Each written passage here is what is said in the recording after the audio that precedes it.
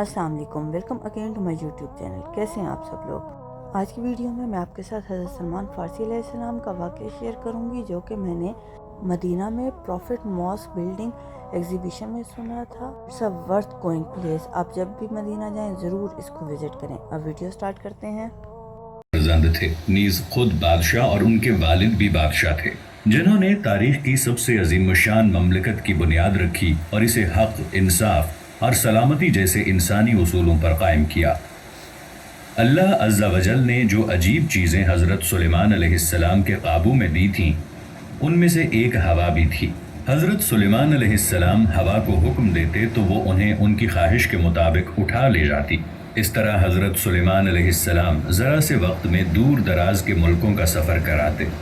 اسی طرح جنوں اور شیطانوں کو بھی ان کے قابو میں کر دیا تھا، جن میں سے بعض معمار تھے جو وہ ساری چیزیں تعمیر کرتے جن کا انہیں حکم دیا جاتا، بعض غوطہ خور تھے جو سمندروں کی تہوں میں اتر کر خزانے نکال لاتے تھے۔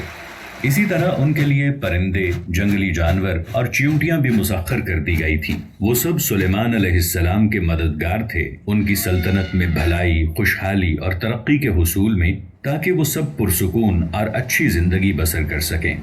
اسی طرح اللہ تعالیٰ نے حضرت سلیمان علیہ السلام کو حکمت اور گہری سمجھ بھی عطا فرمائی تھی۔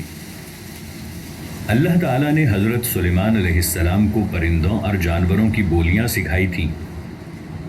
چنانچہ ایک مرتبہ جب حضرت سلیمان علیہ السلام اپنے لشکروں کے ساتھ بابا رکاب تھے اور چیونٹیوں کی وادی کے قریب پہنچے تو ایک چیونٹی نے انہیں دور سے دیکھ لیا اور باقی چیونٹیوں کو آواز دے کر خبردار کیا اور انہیں اپنے بلوں میں داخل ہو جانے کا حکم دیا، تاکہ بے خبری میں حضرت سلیمان علیہ السلام اور ان کے لشکر ان چیونٹیوں کو روند نہ دیں۔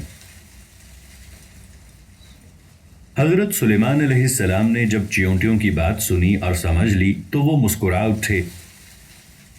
جس طرح اللہ تعالیٰ نے حضرت سلیمان علیہ السلام کے لیے ہر چیز، خواہ وہ انسان ہوں، جن ہوں، پرندے ہوں یا ہوا ہو، مسخر کر دی تھی، اسی طرح حضرت سلیمان علیہ السلام نے اس پوری بادشاہت کو روئے زمین کی آبادکاری اور انسانوں کی ہدایت کے لیے مسخر کر رکھا تھا۔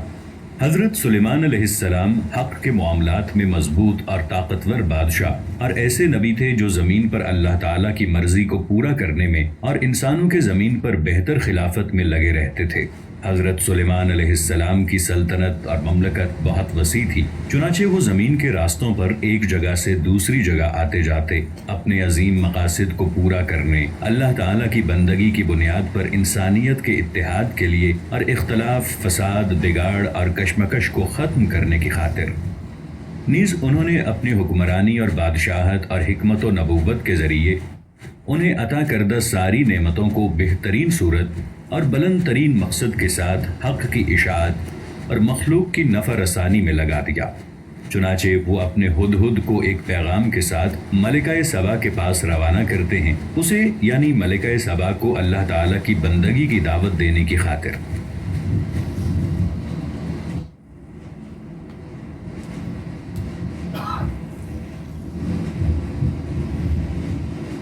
چنانچہ ملکہ سبا بلقیس اس عظیم الشان بادشاہ سے ملاقات کے لیے آتی ہے اور ان کے محل میں داخل ہوتی ہے تو ان کے پاس جو چیز تھی اسے دیکھ کر دنگ رہ جاتی ہے۔